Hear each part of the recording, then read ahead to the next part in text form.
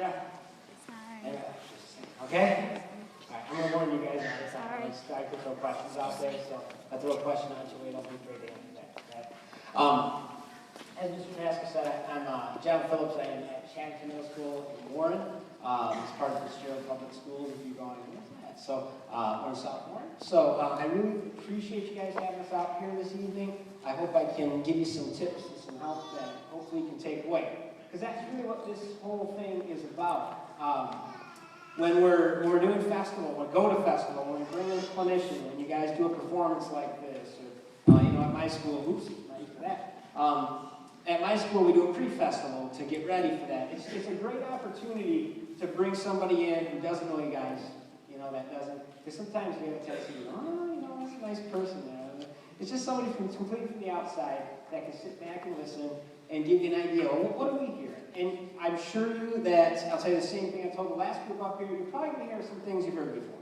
Okay? It might not be shocking new material, but at least you'll be hearing it again. Maybe something will click tonight, or something that you haven't heard before, and you can take away and take it back to your band room.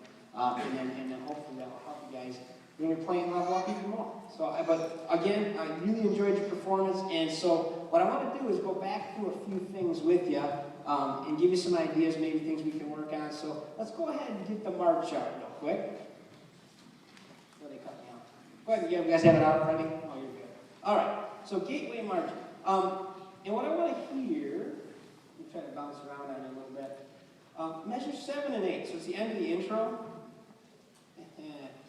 I'm going to grab my wrong march here. Yeah, just roll it up there. You guys have a plan that. Grab the other two. Thank you so much. All right. So 7 and 8. Thought that didn't look like yours. Play that for me. Here we go. 1, 2, 2. So, what do you have in that measure, articulation-wise, we might want to bring out? What's something? Okay, we're going to go to mezzo forte. That's a good catch at measure 8. But look at the end of measure 7. What's in there?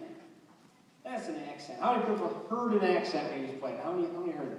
All right, let's try it again. I want everybody to raise their hand and say, I hear the accent. 1, 2, 3, and... If you want to bring an accent out, you either play that note louder or the other notes softer. So let's look for up, B, up, 2, 2.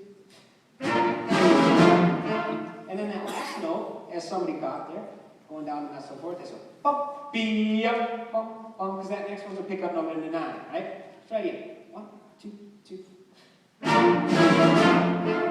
Okay, play from the top. Play from the top, right at the beginning. Let's see if we can get that on the go. 2, 2.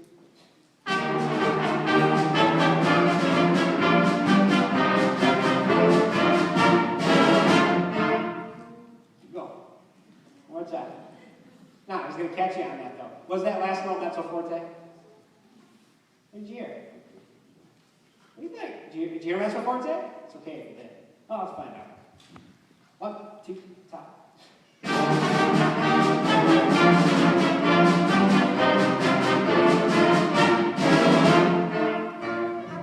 there you go. So make sure then that note leads into our next thing. And most marches do this. You guys have played marches before, right? Marches generally do this where they have an intro, and then they drop us down when we play that next string. So if you know about it ahead of time, you can plan for it, you know kind of what to expect. Let's see. Let's look at 41. Made a note there. We got that one up? Okay. Everybody has to subdivide here. Everybody has to subdivide. Keep track of those 8 notes. If not, these little 8th rests that look so innocent, they're not going to be. They're going to cause all kinds of counting problems. So in your head, 1, 2, 1, 2, 1, 2, and then you're going. If you guess, you can guess wrong on that. Here we go.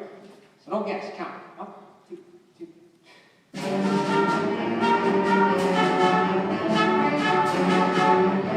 So what this kind of feels like, if you rush those notes, it's like you're walking along. When most people are walking along, you got a nice steady pace, and all of a sudden you trip over something, right? And that's what happens in this music. We go, try it one more time.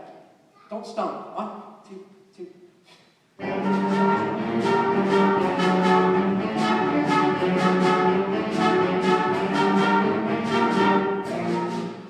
a lot better. Now, who's got the melody? Raise your hand if you got the melody. I guess I see this thing. Yeah, that's that low brass, low woodwind part, right? Would be a good time to think if anybody's in this whole band. I'm sure your director's probably asked you before. It'd be great to have a tuba player. So if anybody's thinking that way, I bet you've asked that before, right? So someone steps up for the team there, fills out such a good. You guys are doing a great job. It just would help you fill out even more. We got that big low voice. But let me hear what you got. Low brass. Let's hear everybody at 41. Low brass. Bring them up a little bit. We got to balance this out, right? And so everybody else, yes, this is forte. But if it's their melody, you got to stand to them a little bit. 2, 3.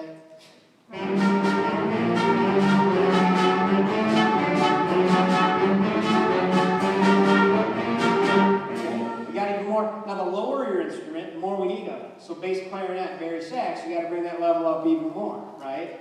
Because we've got a little bit higher instruments than the tenor sax, baritone, euphonium, trombone. One more time.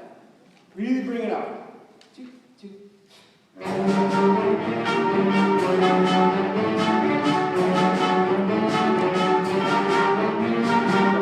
to a little bit of rushing in the trumpets over there. You feel it kind of rushing forward. So again, these are things just to look at when you're going forward. This isn't, how do you play Gateway March?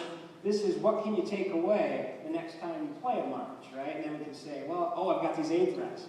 That means I got to subdivide. I got to know. I got to feel this internally. We got to know who has the melody line. And that was one thing that I heard on pretty much all 3 of the tunes. So let's go on to Glen Crossing. Make sure I have the right score this time.